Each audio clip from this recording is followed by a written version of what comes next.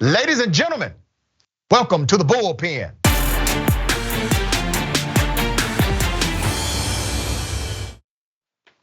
In the Bullpen today, we have Mr. Eric Peterson, associate contributor, Young Voices, tech policy analyst, and commentator for various outlets, Reason Magazine, Washington Examiner, Real Clear Policy, etc. Eric, good day, welcome. Thank you so much for having me, Dr. Rich. Excited to be part of the Bullpen. Thank you for being here. So we're going to chop it up about organized labor and the impact on society in America. I don't want to presume what you know or believe about organized labor unions. So if you would, give us your sentiment. Yeah, I'll just be very brief about it. I think all Americans should have the right to be able to unionize, especially those in the private sector, but people shouldn't be forced to join a union against their will as a condition of employment. I think the Supreme Court has been very good about that in recent years, and states that are like Louisiana, that are right to work states, are something we support. Let's talk about the organization or the movement of unionization.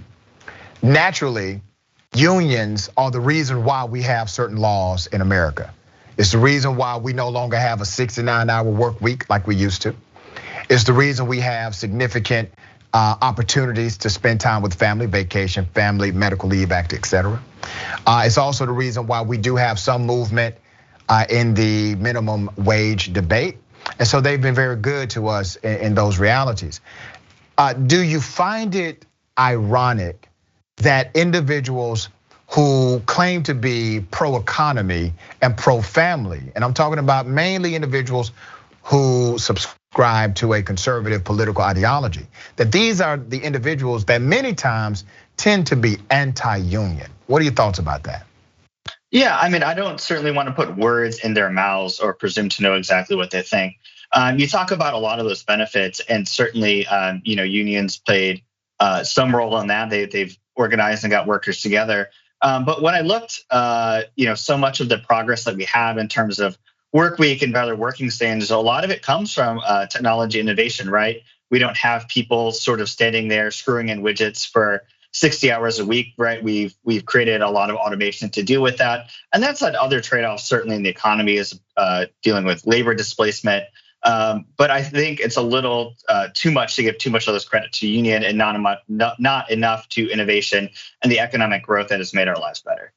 I want you to explain that to me, because I do agree that automation has led to job displacement or job loss. Those jobs are typically lost permanently. They would never come back in the United States. So I agree with that sentiment, but when you minimize the impact of organized labor and organized movements for labor, how can you suggest that somehow their impact has been small when even those who are contrary to some of the implementation of labor union policies, they do at least acknowledge that the labor movement is the reason why you have significant regulation and protections in the job market in America?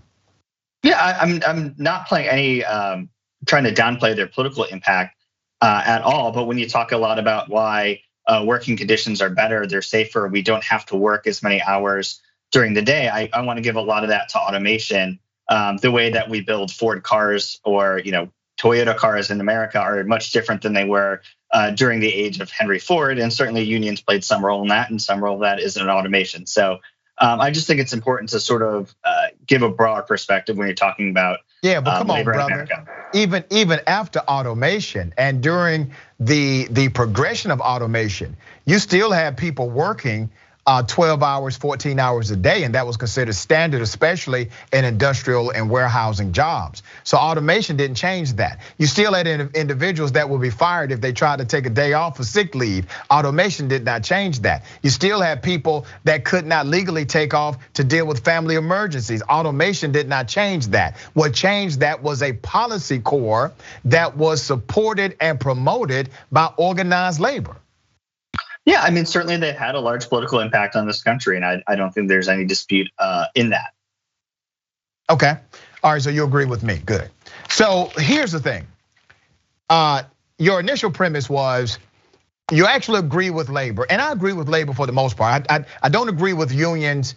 For example, I don't agree with police unions, all right? There are a handful of police unions I can actually get down with that are willing to call out bad cops.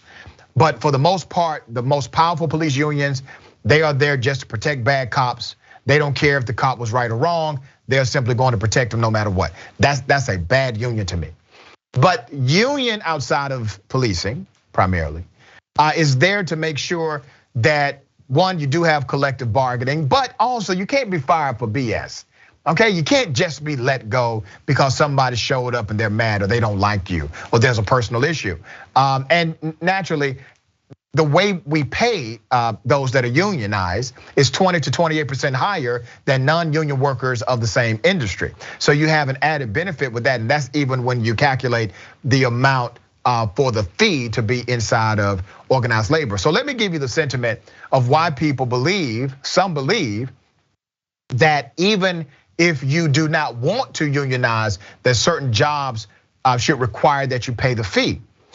Because there are industries where even if you do not pay the fee, you are still going to benefit from the service that the union creates every year. You benefit from that service of collective bargaining, of protocol and firing and hiring practices, of anti-discriminatory actions, of all of that. You take advantage of what the union does every year, even when it comes to pay raises, etc. So why do you think that system should be only a voluntary system and there's no daylight for that system to be 100% funded? Well, so I'll take a little bit of issue with the stat you cited earlier about the 20% higher. I was looking at the Bureau of Labor Statistics right before we got on, and they say they are apples to oranges comparisons. While some union well, I'm going to tell you where I got mine from, so you can check it out. The Economic Policy Institute cites that workers make roughly 20 to 28% higher in union versus non-union jobs in the same labor force. Okay, sounds good. Well, we can talk about that later. But I would say, when you're talking about people's choice to join a union or not, unions don't have to represent people that do not pay them dues, that do not benefit from that. That's something that they can choose to do or not. And when you look at Supreme Court decisions, right, they've said that people have an inherent First Amendment right to speak, and giving money towards organizations is speech. And so forcing people to fund organizations and speech that they don't agree with, I think is antithetical to the First Amendment and to being an American, frankly.